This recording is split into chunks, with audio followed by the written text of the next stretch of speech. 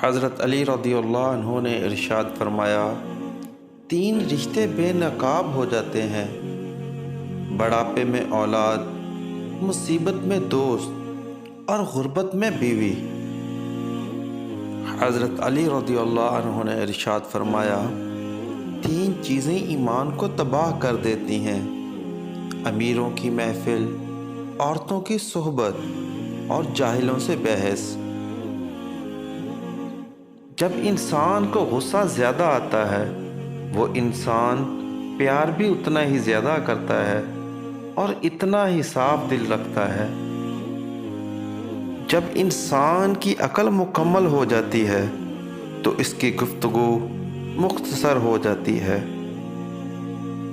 ایمان اور حیا دو ایسے پرندے ہیں کہ اگر ان میں سے ایک اڑ جائے تو دوسرا خود ہی اڑ جاتا ہے۔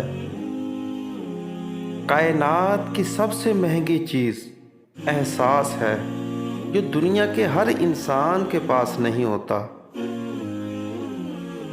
مصیبتیں جو تم پر نازل ہوتی ہیں، تمہارے گناہوں کا نتیجہ ہوا کرتی ہیں۔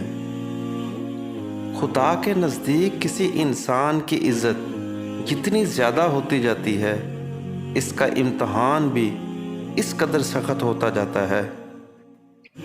تمہارے نفس کی قیمت جنت ہے، اسے جنت سے کم قیمت میں نہ بیچنا۔ جہالت ایک قسم کی موت ہے اور جاہل لوگ چلتی پھرتی لاشیں ہیں۔